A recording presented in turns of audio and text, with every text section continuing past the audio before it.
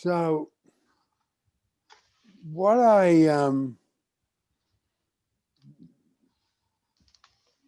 me say a couple of general things that I've been thinking about. And I came at this particular topic from my continued, pardon me. Yeah, my continued thinking through and developing my material for and about foster carers. And that comes from a place of feeling foster carers make this huge contribution to society that's not often recognized. And they're often referred to as you're just a foster carer. It's a bit, that's an international phrase. That happens anywhere, okay? And as you know, I put other historical perspectives into that phrase, you're just a foster carer.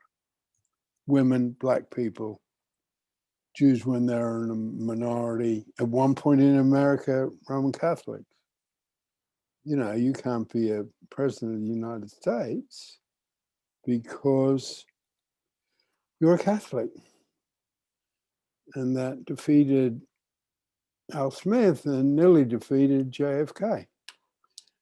So I put the phrase, you're just the foster carer, in that particular historical perspective.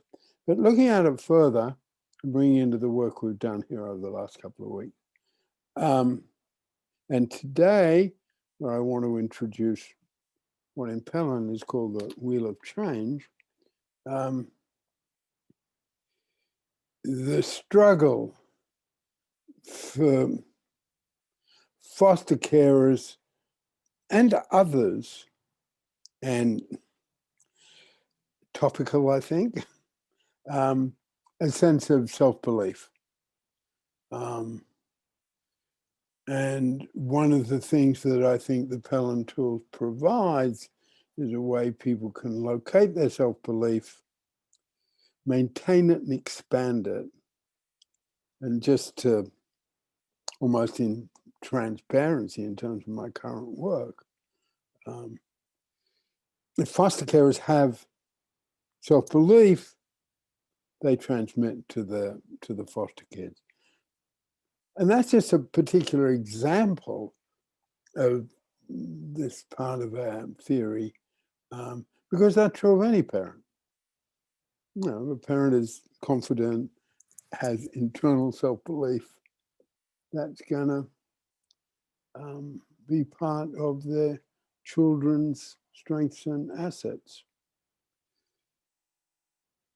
So the work just to summarize a little bit, the work we've done over the last bit about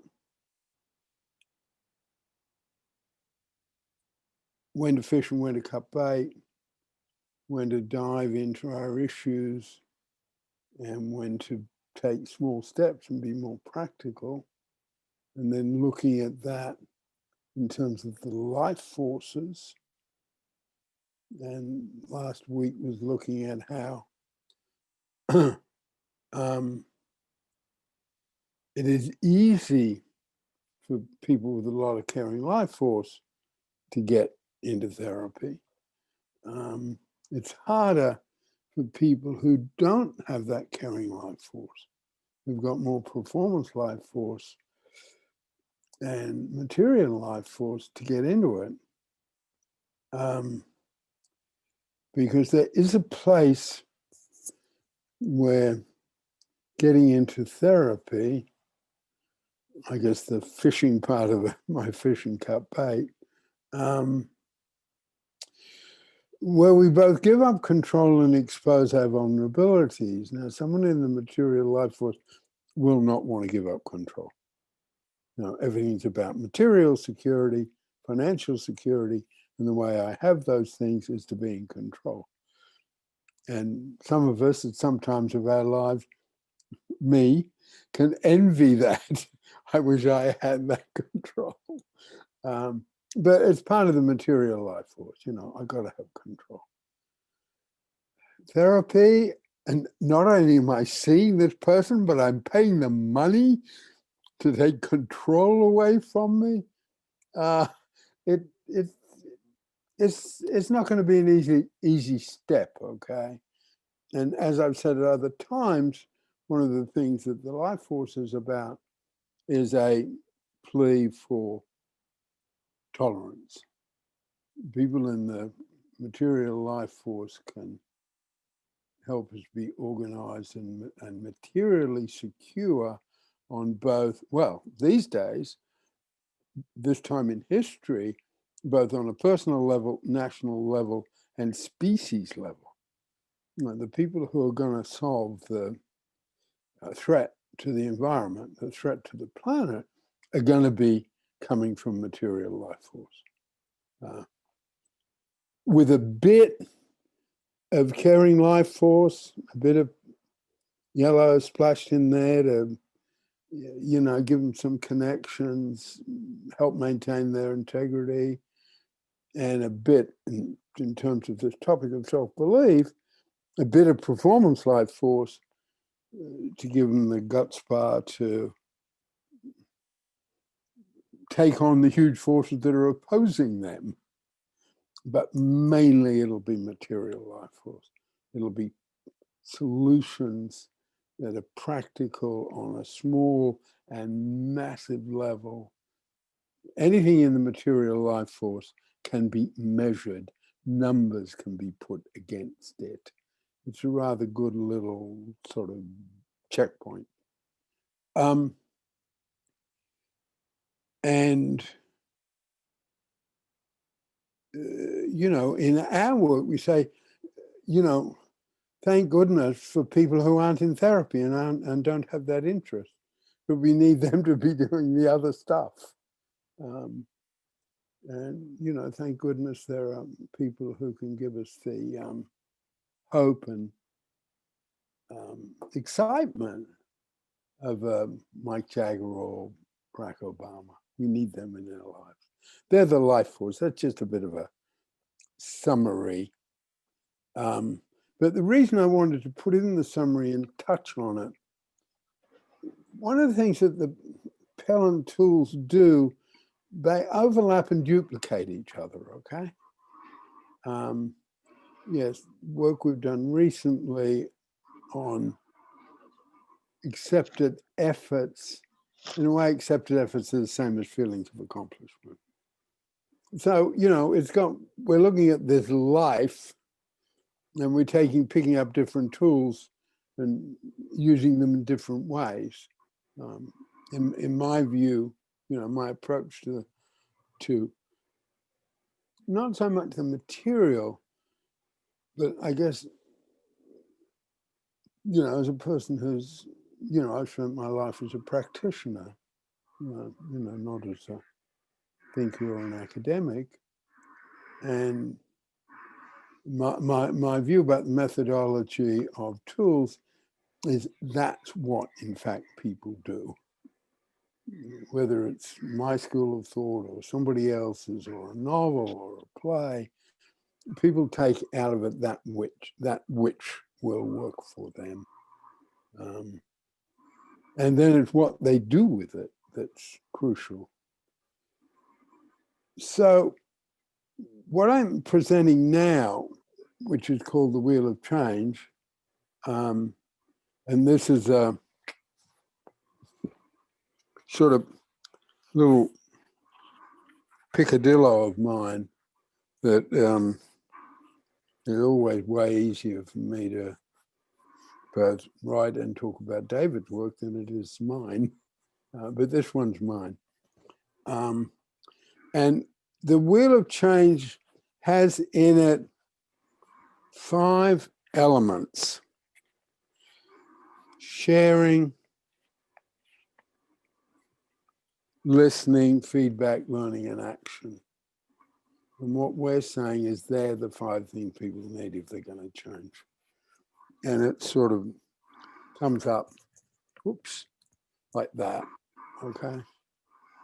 It's simply a circle or a wheel with 5 spokes.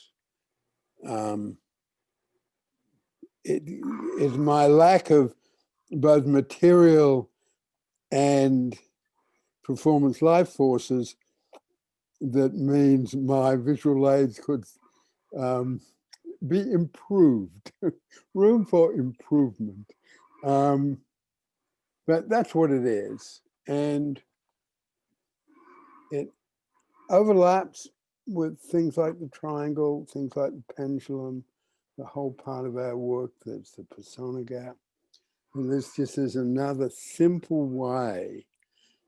And again, our particular, what I call plea for tolerance and lack of pyramids, like it's not that one of those things is more important than the other.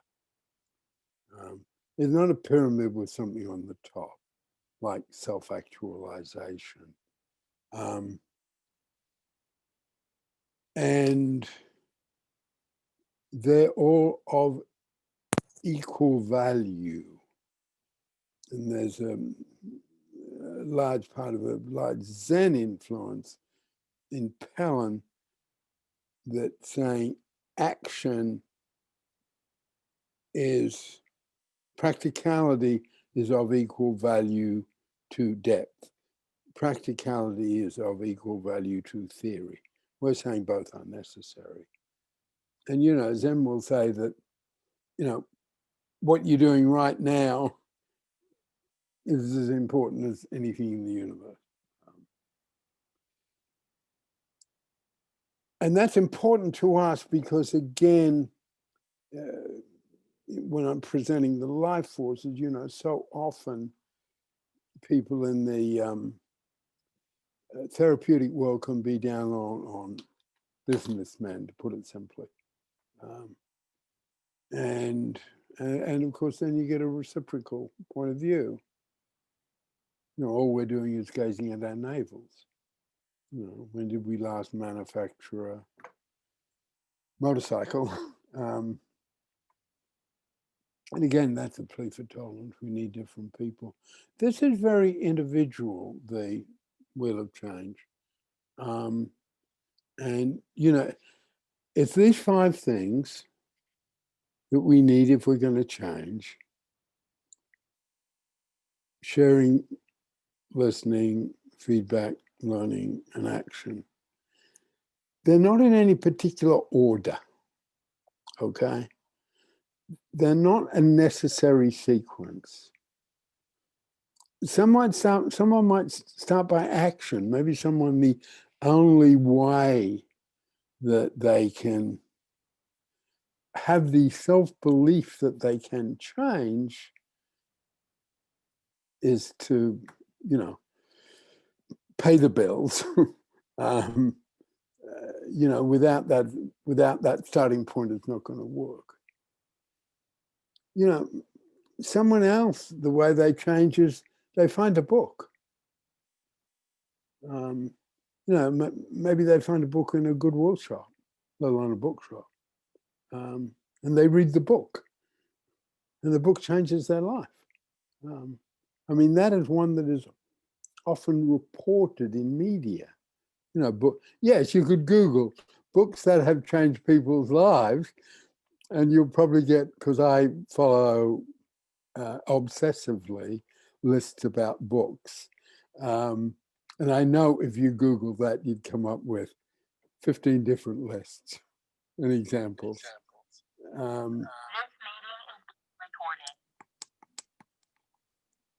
Hi. Will I keep going, Mary?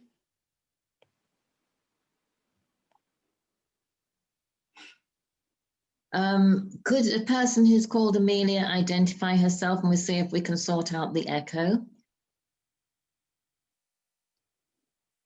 Do you know how to unmute yourself, Amelia? Who might not be? Hello, who's coming to join us? Is she still there? I am indeed. So, Natasha, is that you saying Amelia? Yeah. She was using my Zoom, that's why. Sorry, guys. No problem. Great to see you. So yeah. It doesn't seem to be echoing now, does it, Peter? No, I think you've solved it, Mary. Thank you. I didn't do anything. The universe solved it. Yeah. Anyway, Okay. welcome, Amelia. Yeah, I'm just talking about a part of our work that's called Wheel of Change. It's a very simple tool. It's a way to look at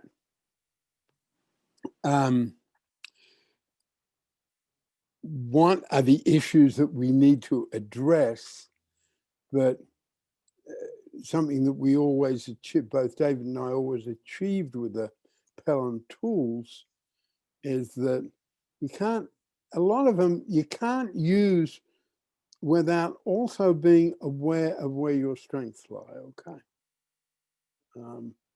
Yes, if I look at the work we've been looking at recently, the Wheel of Change, if we look at that, okay, you know, I messed up around my material life force, you know, I don't have the filing done, but I almost can't use it without realizing, yes, I've got a healthy, caring life force. That's sort of what a particular ethos in this work, that we're always aware of the background of strength, and we're not just coming in and zeroing in on what the problem is. That's a bit of a digression, I'm sorry. But taking in these as if on a wheel,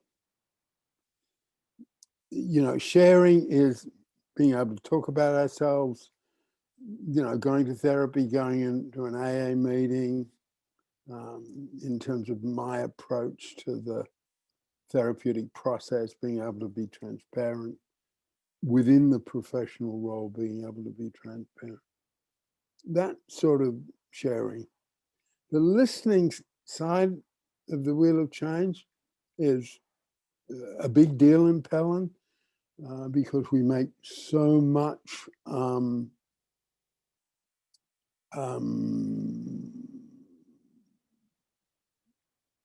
emphasis. We put so much emphasis on listening, almost in all of our activities. Listening, and particularly what we call passive listening, are really important. And if anyone wants to look at it, there's a good training video on the Pellin website about the 7 levels of listening. That's the listening part of the Wheel of Change. Feedback is a big part of our work. You know, feedback being defined as our perceptions and suggestions of somebody else. So feedback's very big in Pellin. Learning it's a very cognitive approach to the field. We almost in all our activities, and right from the beginning, the intention was the intention when I first set up what is now Pellin. And this was before I'd met David Pellin or met Fritz Perls, who developed Gestalt therapy. I had the thought that, you know, you can become dependent on an identity. Someone can become dependent on psychiatric diagnosis. But where I worked, people thought, you know, I'm a criminal, I'm called a juvenile delinquent, you know, I'm serving time in prison. That was who they were. That's the way they saw themselves. You know, I am an inmate. And I wanted to turn that to know you're a student of your own life. So from having the identity of an inmate in a prison, having the, I wanted, and that's the reason they saw me, because I was their counselor. I wanted to turn that into you're a student. And then I met David Pellin and he gave me all the lessons to teach them. But so it's very big in our approach that clients, patients, students, whoever, they are introduced to and taught the theory. The theory is not a mystery. The theory is accessible. And that's the reason the theory is accessible. And that's the reason I had to drop some of David's words, because they're too difficult. But the theory is accessible. I can teach it to you. Okay, you know, this is just a simple introduction to it. It's not the whole kit and caboodle. But, you know, this is what the pendulum is. This is what purpose is. This is what true rest. This is, well, to take, you know, to take the most complex, this is what memory links are. We can teach it to you. And as you know, and repeat it, that as simple words and accessibility means sometimes we can be misunderstood to the point of being dismissed. And that's where I, with boring repetition, bring in what I call my heavyweight supporters, William Shakespeare and Michelangelo, the artist, because William Shakespeare used simple words, Michelangelo used simple tools. 8 words that any toddler can understand. He expresses one of the most profound thoughts in our language. To be or not to be, that is the question. And they're simple words. So I'm giving away no hostages in terms of saying we use simple words because we want the material to be accessible. But I give away no hostages in this work being eminently and deeply theoretical and philosophical, and integrating other schools of in my field of work. But I do have to lay out that bit of my, you know, my bit in the marketplace, because you can feel I'm defensive about it because oh, that's just Peter Fleming simplistic stuff. So that's where I sort of want to be front and center, you know, simple tools. You can look them up, you know, just Google Michelangelo's tools. They come up. And then, you know, he did great things with those simple tools. None of Michelangelo's work was crude or simplistic at all. Bit of a digression, but I guess I like to put those things in if someone knew. And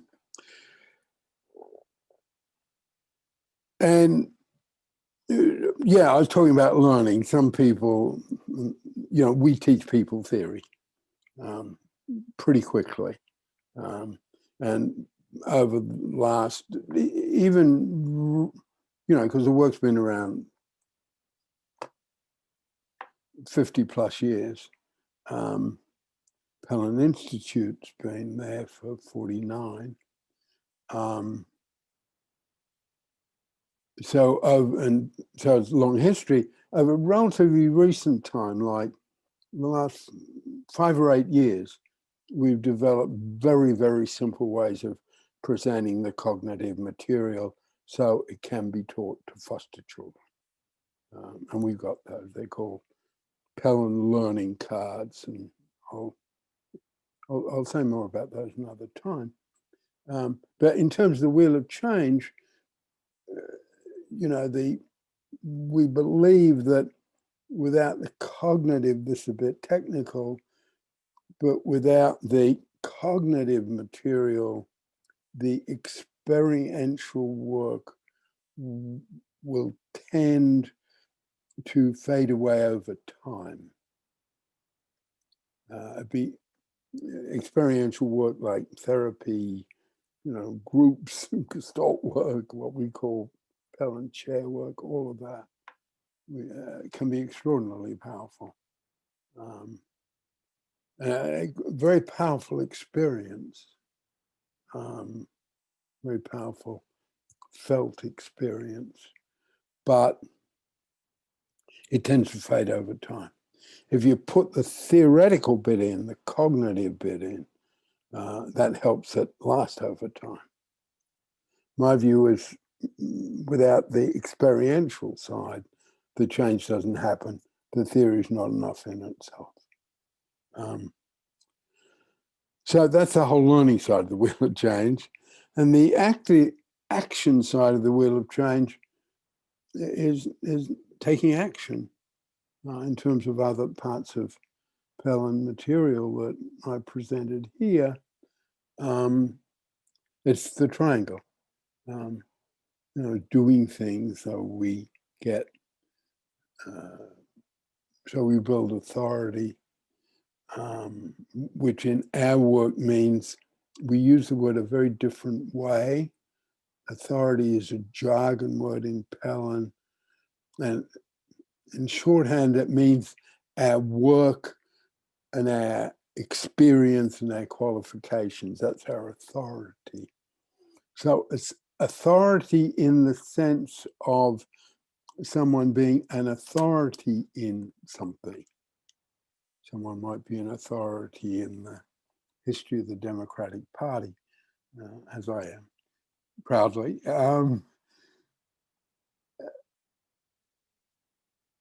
Because I have that knowledge. So authority is our accomplishments. So we use the word in a very jargon way that at first is a little bit awkward.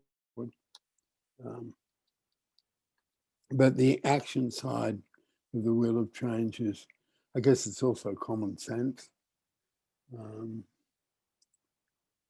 You got to walk the walk, not talk the talk.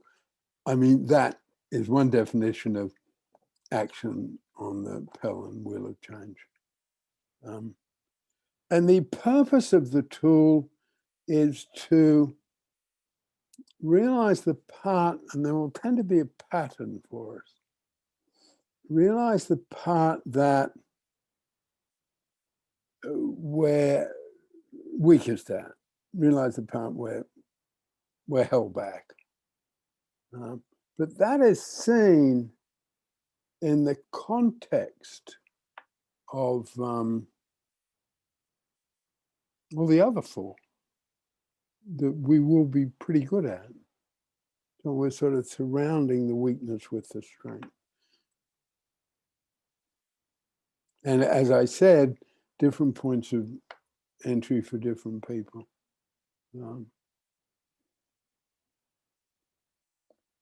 Certainly some of us change because we listen to feedback that someone's given us and it strikes a chord. And someone might stay with that for some time without particularly doing much sharing, but pondering it. That, as you all know, that's one of my admirations for Alcoholics Anonymous, because I feel it sort of has those qualities. I mean, someone can go to an AA meeting and sit there for weeks or months and not say anything and still be welcome, because they're not ready to share and they're listening, they're taking in a way, they're getting the feedback of, Shirley, I'm really pleased to see you came to the meeting again, and that's all. But if Shirley doesn't want to share, she doesn't have to. And there's a lot of learning in AA. They don't have feedback the way we do. I think in some way, the way I've introduced feedback into the field, yeah, that's a bit my contribution. And the way, I know they're putting out a lot of stuff today, but I will bring it into the wheel of change, because I think I can say that the only way we can use feedback the way we use it in Pellin is because of transparency and passive listening. That's a bit condensed for someone who's, you know, new, but it'll make sense over time. But we are open, those of us who are doing the work are open about how our lives are. When we do the teaching from personal experiences and current personal experiences. If we didn't have those factors, the way we have feedback in the wheel of change couldn't work. You know, because, you know, the person is no longer there as a person, they're there as a role. You know, I'm not a PhD, etc. But, you know, I'd be Dr. Fleming, Professor Meritorious, Princeton, whatever, and I fulfill that role. And that roles mean I do not share my own history, my own vulnerabilities. And that sort of means I can't quite ask you to listen to my feedback to you, because I'm not going to listen to your feedback to me. That's not the deal we have. You do not get to give me your perceptions of me. You know, I'm prestigious. I've got all these things going for me. I've got something to offer you. And, you know, there's been great work done by all of them without feedback and transparency. And as Vic. Just a quick observation about what you're saying. You know, it's a known fact that between Freud and Jung, when Jung was sort of understudying Freud and was looking up to him, because Freud was the big person who discovered scientifically and discovered the unconscious. And there came a point when they were having a conversation. I know this because I've looked at it several times in the biographies. And Freud just said something like, "I can't accept that. It would ruin my authority," or something like that. He said that, and Jung, what? That's not what I'm into, right? And that was the end at that moment. Yeah. That was one of the breaking points between Jung and Freud. I thought I would just. No, and I think, because while I'm saying we brought it in, I think I can say that we brought in feedback in a sort of more formal, deliberate way. A lot of practitioners, as they get some experience under their belt, you know, aren't restricted by their particular school of thought and practice, and will be doing these things. In fact, where some of my work came from is noticing older people, then, from my perspective, very old people, you know, who were looser, who were really good practitioners, who were sort of looser, and were more there just as people, because that's what they'd acquired over all these years, and they'd sort of shed their professional robes in a way, or their professional, they'd shed their professional way of relating, their professional way of using language. And I guess I just zonked onto them. I thought, wow, I want some of that. And I don't want to wait till I'm an old guy. Now I'm an old guy. But back then I thought, you know, it's got to not be that this can only happen to someone in their mid-70s, which is a decade younger than me now. And I think it strengthens our work, the whole feedback side of it and the feedback part of the wheel of change, because there is a sort of dialogue. And of course you can, and as I've said here at other times, and I guess it's not, I don't want to say it's not fair, but let me call it a burden, okay? The people who come regularly will have to put up with my repetition, okay? So, but we'll get there. But, you know, we can be open. People of power can be open about who they are. They end up acquiring more power, not losing power because of that. It's a risk, you know, it's a risk. Peter? Yeah. My new therapist always starts off with, how can I help you today? And I really like that. I think that's a really good way to start. How can I help you today? What are we going to talk about? And she lets me take the lead in where we're going. Yes, yes. And it's interesting because, as Vic knows, because Victor and I met at the center David Pellin ran in Vancouver, Canada, like 60 years ago, and met up recently after all that time. What David would say is, what did you do today? Okay, what did you do today? So there is something in terms of the wheel of change, that sort of action.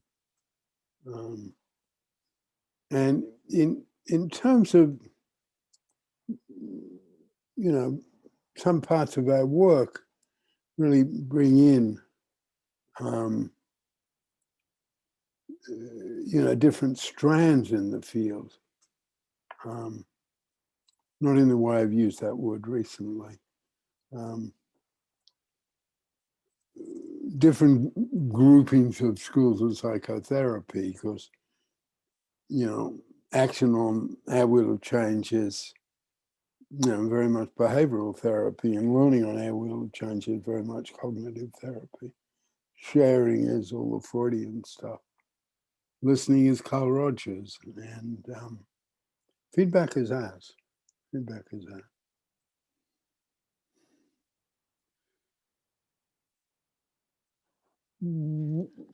Can I come in with something? Yeah. Yes. Well, I was going to say, you know, you were talking about, you know, the material life force, you know, is most reluctant to get into therapy. So, but I'm going to say Pellin has a lot to offer. I mean, I'm listening, you know, from my material life force and stuff, and to me, you know, it's like, well, they've got all these practical tools, and you explain what you're doing, and so you know what's going on, and I mean, it just. I think compared to a lot of other schools that I think I'm just putting that out because it's been coming to my head. But, you know, the fact that it's very sensible, you know, it's like, oh, okay, yeah, that's good. You know, I think it's easier. Yeah. I think this is like one of the easier schools to relate to if you're coming from your material life force. No, it is, and it can be solved there. We've, you know, there are clear applications to the way we've developed Pellin Working Business. And Vic. So this is kind of interesting, and this, I think, connects somewhat with what Cynthia was saying. I've got two parts of what I want to say. I'll try to be really quick here. Myers-Briggs type indicator. You know, Myers and Briggs were a mother-daughter team. They were followers of Carl Jung. And, you know, I call this an origin story. How did the Myers-Briggs type indicator, MBTI, come about, right? And the origin story is that they were both followers of Jung, and somehow, or the mother was, and the daughter maybe less so, whatever. And somehow or other, the conversation, I think, took place between Jung and them that we have to make your psychological types more accessible, because he had done this big, arcane work on psychological types. You've got the 2 attitudes and the 8 functions, whatever, thinking, feeling, intuition, etc., or 4, and the 16 personality types and everything. So they went on and they developed that. And it became a big deal, right? Myers-Briggs type indicators all over the world. They're the 50-year proven tool. So I've got 2 questions that I hope are meaningful. One is, that's what I'll call the origin story of MBTI. So is there an origin story to the life forces that originated from Peter and from David? And did David, did he, because I don't know the answer to this, did David, is there an origin story there that he somehow, because in some ways, this would contribute to the cognitive theoretical grasp that you're talking about that is necessary for people then go and do something about it, right? So that's my first question. Is there an origin story there that could be fleshed out? My second observation is this, and I did get certified in Myers-Briggs, no big deal or anything, but so I know a little bit about it. And the interesting thing is this, and here's an observation I'm going to make. To me, when you talk about the life forces in Pellin, it's almost like they're like fuzzy edge logic. In other words, people get it, and in one sense, it's a clear concept, but in another sense, it raises questions. That person's like to say, do I have a caring life force? How balanced that? So it kind of raises questions. And maybe the fault, if I could use the word of the MBTI, is the thinking has all been done. Here's the thing, the product, it's finished, it's very elegant. The thinking has all been done.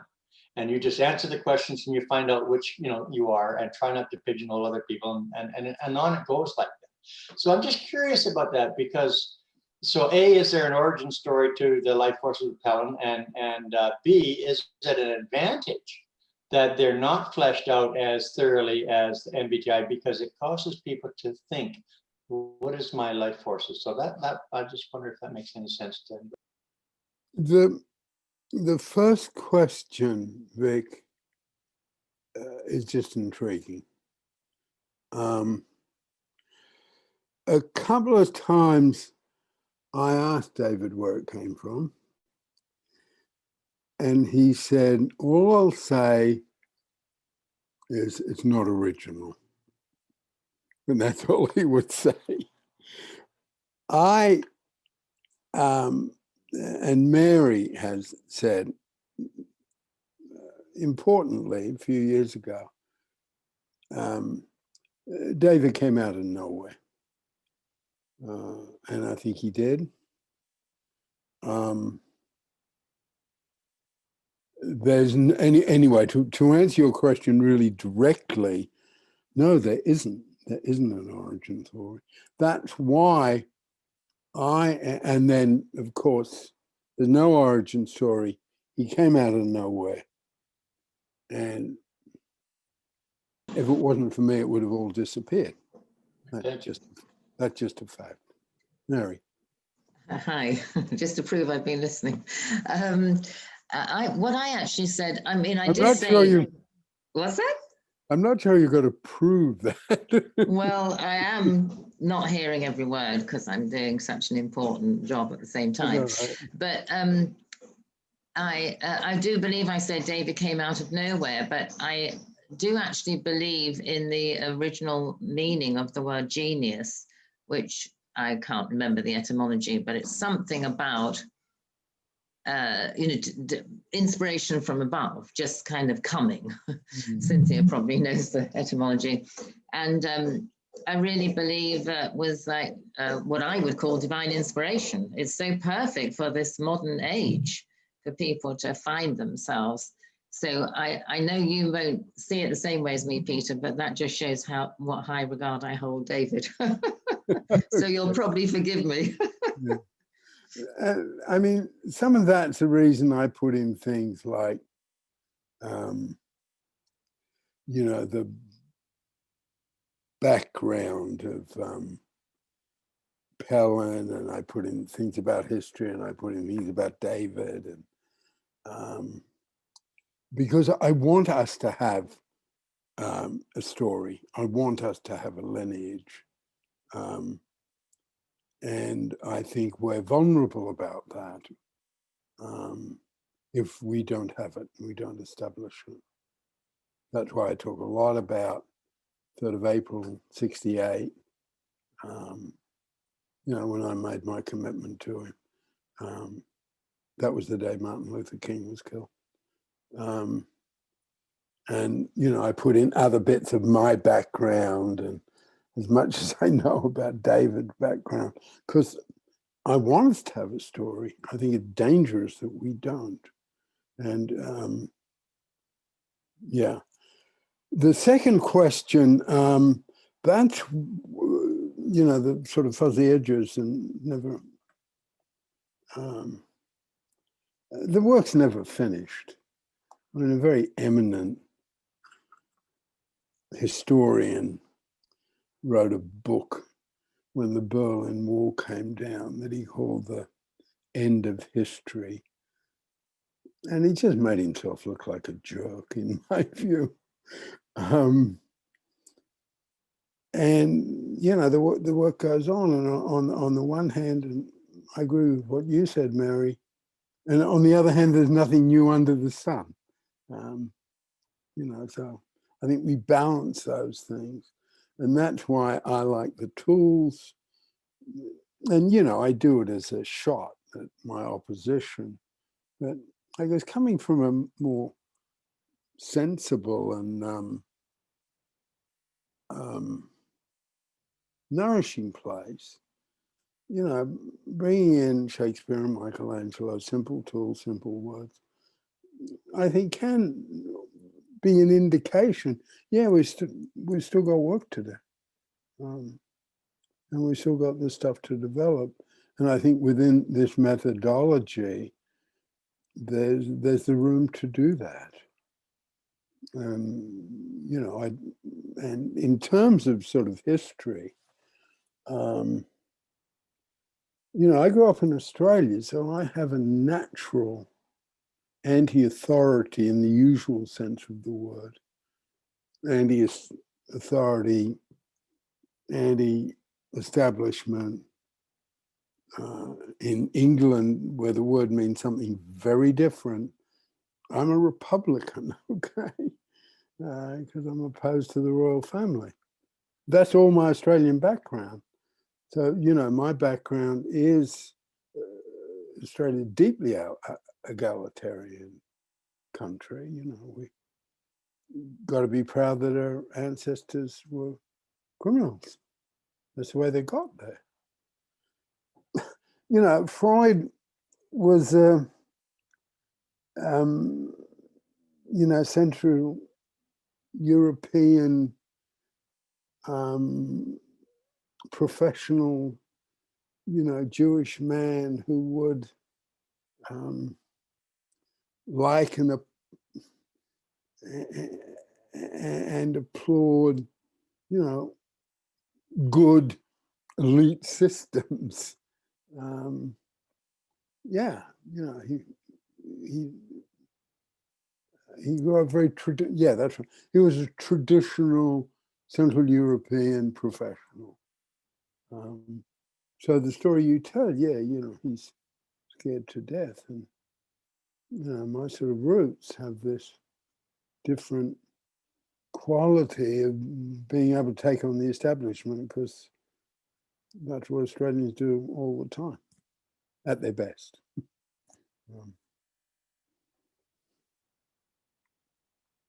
Tamara, do you want to come in at all?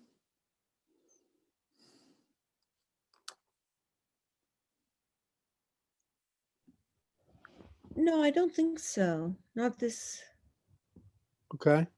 time.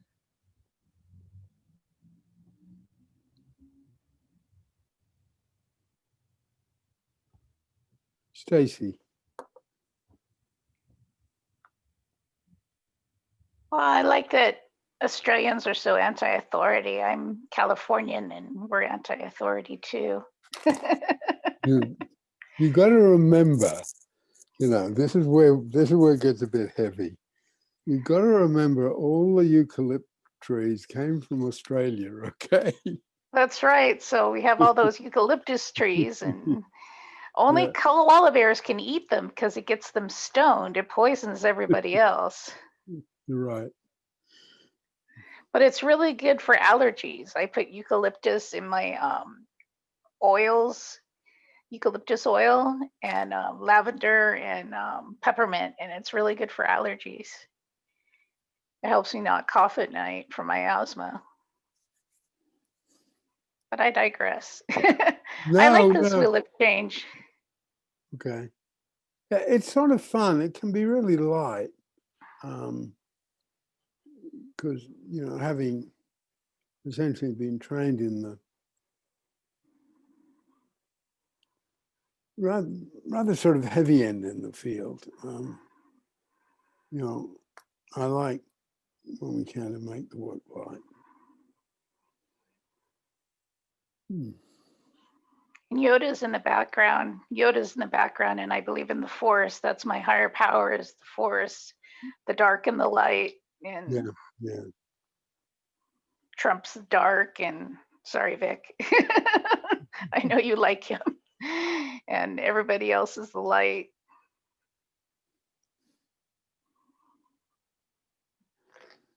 Just for the record, if I may say, without going down a rabbit hole here, I'm very aware of Trump's serious deficiencies.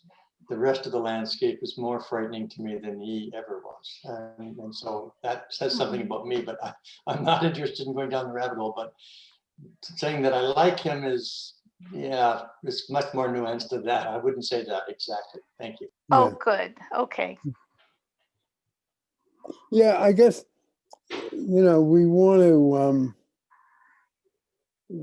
to be careful in Pellin because we aren't developing into a therapeutic organization that does have a political stance, but at the same time, we really want to be welcoming. Everyone should be welcome. Yeah. Conservatives as well as Democrats, as well as Yeah. Republicans in England. And humans. All humans should be welcome. And maybe dogs and cats too. Yes. That's it. So, I don't have anything else. Nikki, do you want to comment at all on this? Given that the format we have, people can wave their hand, or I can ask if people. I've got an echo. I don't know if that's because I unmuted myself. I don't know. I'll mute myself again in a minute. So thanks for asking, but no, I don't. Oh, and I've just got to hang up and I'll call back in a minute. So if I'm causing it, then I'll stop it. Okay, all right, be back in a minute.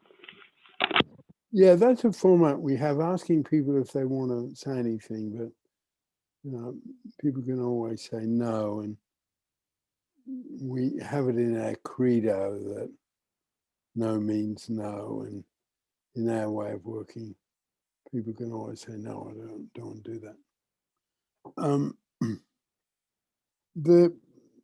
For me to take the baton a bit, then the wheel of change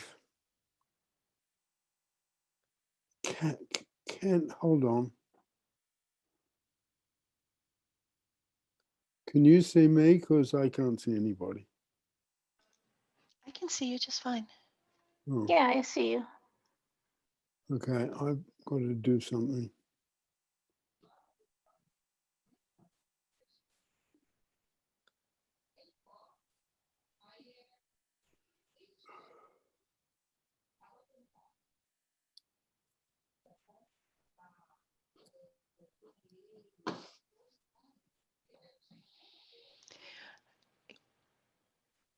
Can you tell us what you're seeing on your screen? Maybe we can help you. No, I'm back now. Okay. Yeah. Yeah, it's got a sort of lot of applications as good, simple tools do. You know, they're not just for a particular task. And that's where my approach, and it's sort of not everyone's approach by a long shot, but I'm sort of opposed to syndromes and labels in my field of work. And that goes back a long way because I saw them misused, and they're not always misused. I know that. But the wheel of change, you know, we can sort of bring it in, you know, what do I need to do in this situation? You know, do I need to learn something? Do I need to share with somebody? Do I need to take some action? Do I really need to listen to that feedback someone gave me? It can open up things really that are really useful. I mean, for me, oh yeah, what I'll do is my new book, right?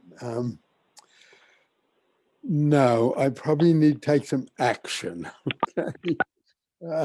I can do the learning, I can do the sharing. How much time do you got? You know, you got 10 hours, 12 hours. But, you know, taking some practical action for me can be a very hard thing, a very hard thing at times.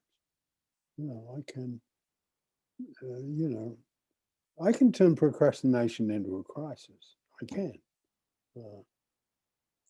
I'm not saying I'm the only person in the world who does that, but in terms of the wheel of change, you know, hey, Peter, maybe the thing you need to do is, you know, take some action there, take some small steps. For someone else, Vic.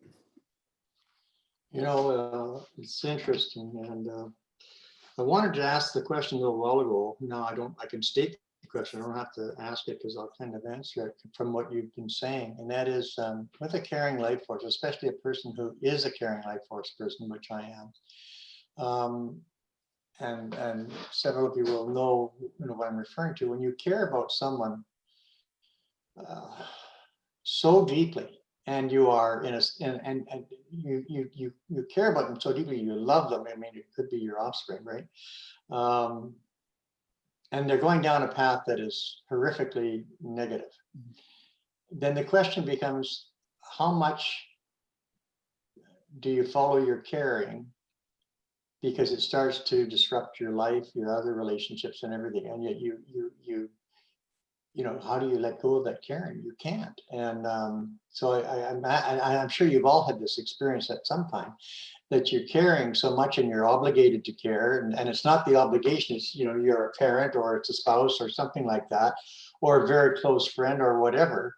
And your caring is so great in this, and there's so much negativity there that it's going to harm you. And I'm looking at that and I'm thinking, you know, how do you stop doing that? How do you stop caring? And I'm wondering, is that when you actually look at the life forces and say, I need to refer to my material life force. I need to expand my material life force. Is that how you deal with it? If you've got this problem, this is my question, where your caring life force is dragging you into something that it's going to be, you know, because I mean, I'm in a situation where like 5 people whose advice I listen to have all told me, you have to back off, and I don't want to. And it's really hard. And I'm thinking, maybe I have to refer or develop my material life force. Is that the answer to that? That's the question. Oh, sorry. I just feel for you. That's you know, it's an impossibly tough one. Okay. In terms of the tools, it sort of comes down to and this will be a bit maybe too technical for people who are fairly new, but it comes down to evaluation in terms of hurt and purpose, and it comes down to the stuff we've looked at recently.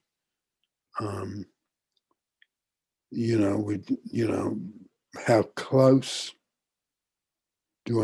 should I and do I need to be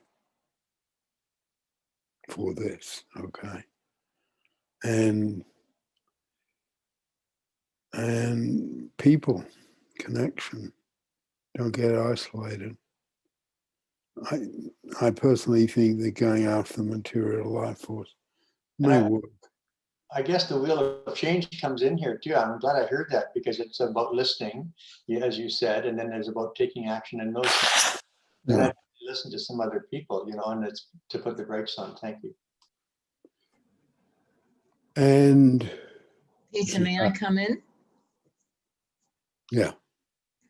I just wanted to say, Victor, from my experience in Al-Anon, there are many, this is not guaranteed, but there are many, many stories of when the related person steps back and gives the person to, in Al-Anon language, their higher power, and looks at themselves.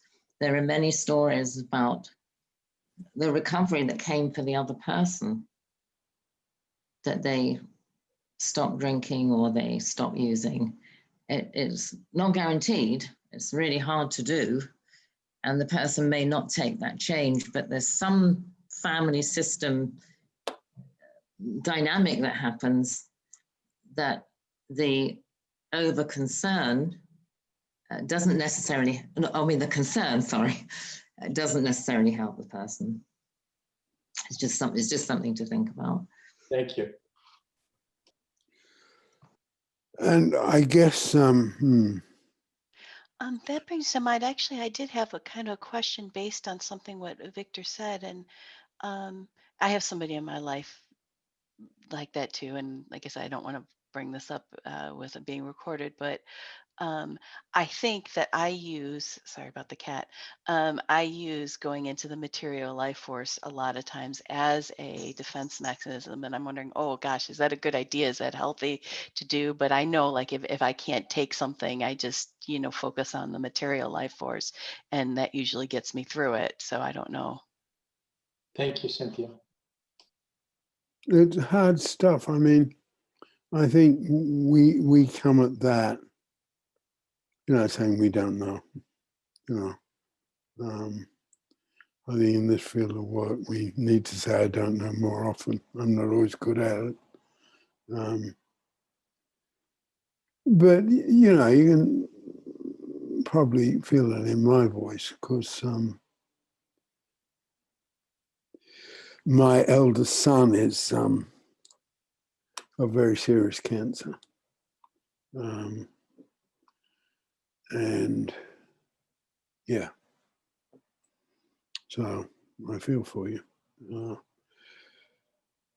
I guess on some ways, the tools are tools. Can they help us, live a better life or not?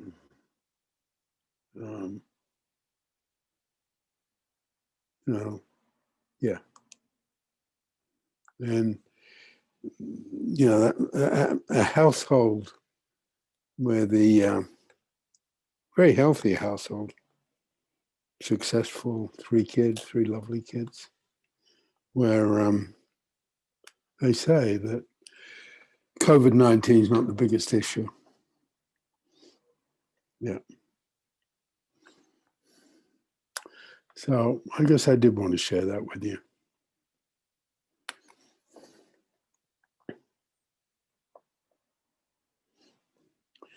I think the material life force question, I think is real. I might have been a bit too dismissive of it. The great and acerbic American writer H.L. Mencken said, when all else fails, work. Okay. And at times I've done that, you know, not about Nico, but about my divorces. Yeah, okay. I'll work, you know. But there's sort of dangers in that, because I believe we're meant to have depth, and going through tragedy is some way we can achieve depth. Material life force is not known for its depth, okay?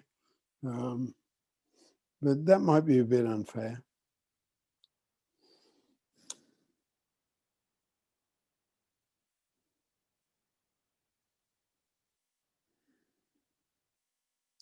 Amelia, do you want to come in at all? You know, I was going to say I'm going through exactly the same thing this weekend. I mean, you know, I'm a foster parent, and my 3 amazing girls did something this weekend, which, you know, I won't say on camera, and it's made me feel, I feel, you know, oh my God, you know, has something to do with me, you know? But what I actually used was feelings of accomplishment to help me through that. And I had to just reflect and look back at all the great stuff I've done for them. Yeah. You know? Yeah. And not take it as something that I've probably done to cause them to do that. They've got a huge material life force, all of them, and performance, thanks to Snapchat, Twitter, and Instagram. So, you know, these are the things that are maybe wanting them or pushing them to the desires of doing things that is very undesirable. Yeah. So, you know, I used feelings of accomplishment to rescue myself. No, I appreciate you saying that, because I think feelings of accomplishment in the pendulum, they're the sort of survival kit. And what you were saying in that situation, you needed the survival kit, you know, so try and not have really big pendulum swings, and try and grab some feelings of accomplishment wherever you can. David used to say, I remember him, you know, the feeling of accomplishment is the staff of life. So it's like you're on a journey with a staff, and for life, the feeling of accomplishment is the staff of life. Yeah. Peter, can I just make a suggestion? Can you hear me? Yeah. Okay. I remember an exercise we used to do, learning the Wheel of Change, that was just something like identifying our strongest and weakest one on the Wheel of Change. And I found that incredibly helpful. At the time, my weakest one by far was action. And I think it's probably one of my strongest ones now. So it really shows how that comparison over, you know, admittedly, whatever it is, 40 years, but it really shows how you can use that to change. So I just wondered if, I think those exercises really help people grasp the fundamentals when they've thought about it in relation to themselves.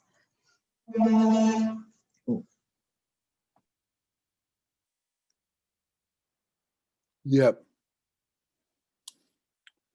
So I'll take a go at that, and maybe other people might like to or not. I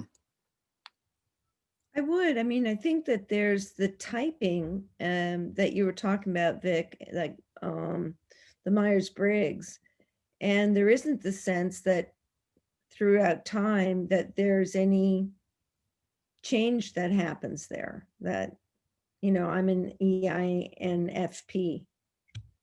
It's like a point of identification, but it's not a wheel of change. I can just respond to Tamara. I think that's if I understood you correctly, I think that's what I agree with when I said that the thing about the Myers-Briggs, it's so elegant. It's like all the thinking's been done.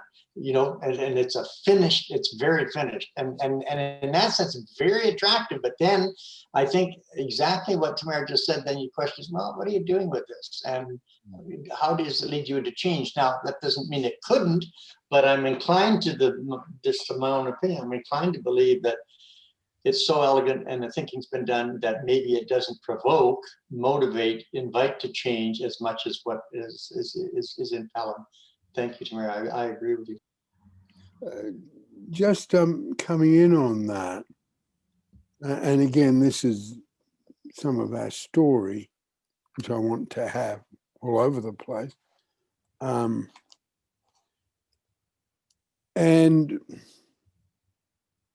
I made my reputation, had my first breaks in the field.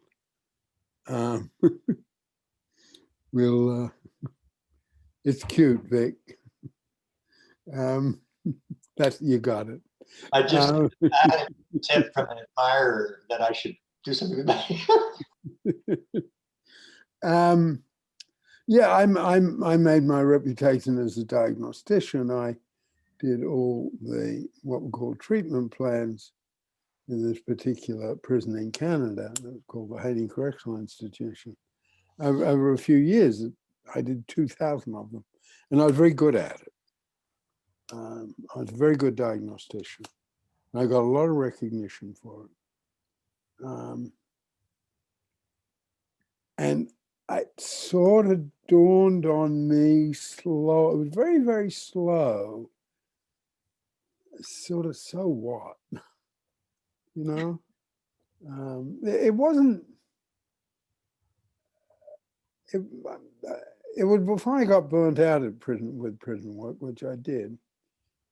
And that had been very influential on what I call the 7 levels of listening. And as I said, that's a training video on the website. And on the YouTube channel, if someone happens to be there. And thanks, Mary. And the evaluation is the 7th level. We do that in Pellin, and I guess I've got more stronger with this over the years. We're not in any way saying it's not important, and I'm not about to chuck away that which I was told I was good at.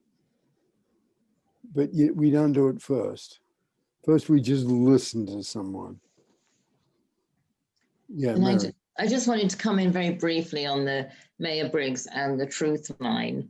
The name of the book that I used many years ago is called Please Understand Me. And it's just a tool for understanding the way we perceive the world, whether it's through thinking, feeling, etc. And it's like the light forces. It's kind of revolutionary in understanding, wow, okay, I see why that person's really different from me because they perceive the world in a different way from me. And it's not about change, and that's okay because it's doing something else on the truth line. That's my thought. A lot of the Gestalt I was training was not about change, it was about acceptance.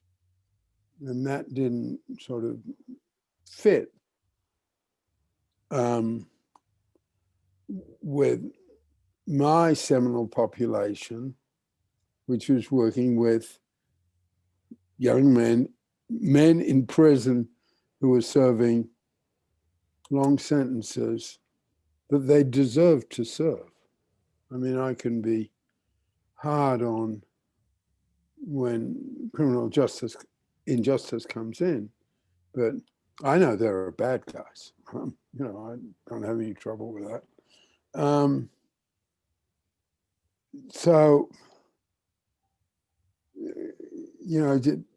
I'm coming from a place of, how do you help someone who's got every strike in the book against them? And while I'm talking about bad guys, I'm not talking about bad guys. I'm talking about guys who did bad things, which is very different. So I made a serious mistake there in my own rhetoric, which I apologize. But yeah, how do you help people who you know, have had all the shots against them, change. And I guess I want to put that background in here because I'm sure you can see, you know, that background plus the fact that my dad was a primary school teacher for all his working life and loved it, is, you know, the memory links in my passion for working with foster carers and foster kids. You know, because foster kids need all the help they can get, and I say this anyway, not just because you're here, but in terms of the social contributions to make, and the potential money they save the community and the state, foster carers are unmatched anyway. Unmatched anyway. And some of that work also is slowing down on the diagnostic bit, and just on the levels of listening, just taking someone in, just listening without our values, listening without our emotional reactions, listening without our intuition, listening without our professional roles, listening without our political values, but just letting someone in. And that's the listening part of the wheel of change.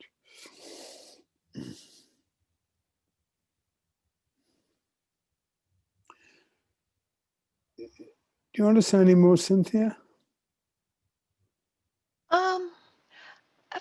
Taking some of that in, but one of the things they're talking about with the young types and with the life forces, I know it's not into this, but you know, I have looked, but Young, of course, I mean, I'm an astrologer for those, and Young was an astrologer, so it makes sense that his types do map onto a chart, and I've worked out, I think, where the life forces do. I was surprised I didn't know it would, but I think it does. But the way they map onto a chart is a little different because they don't map onto a chart where it's something that somebody's got only has one life force. Everybody's got all three and everybody can use one. Where it maps out is just one's more dominant and one's easier, and one will motivate somebody. It's more of a motivation. At least that's what I've seen. I don't know if this means anything. I just wanted to throw that out there. But that's sort of like the one that's dominant is the one that's easiest to motivate somebody on. So, but that could mean nothing, and I may not know what I'm talking about, but that's where I am.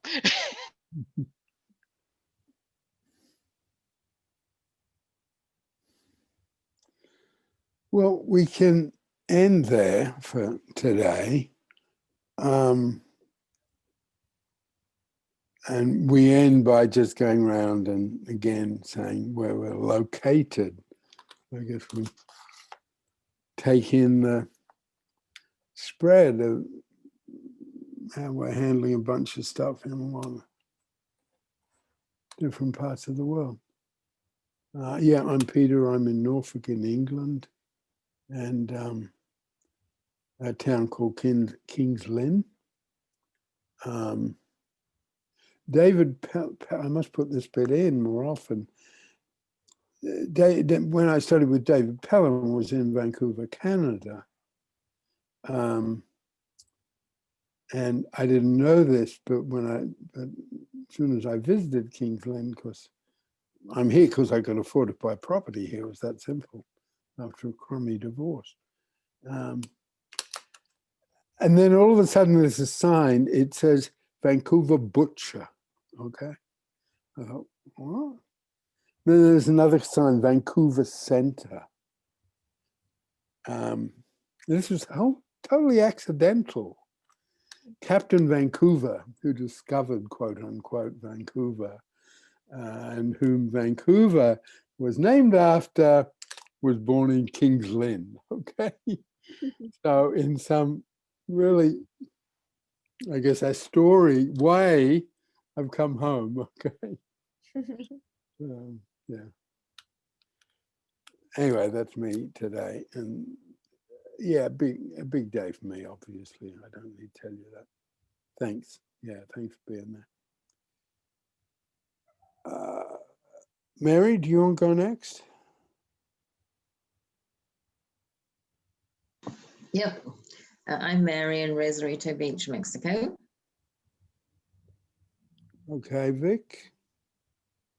I'm Vic, an hour out of Vancouver, and I'm really thankful to have been here and thankful to each of you, without exception, for all your sharing, and it's helping me get through this difficult time. Thank you very much.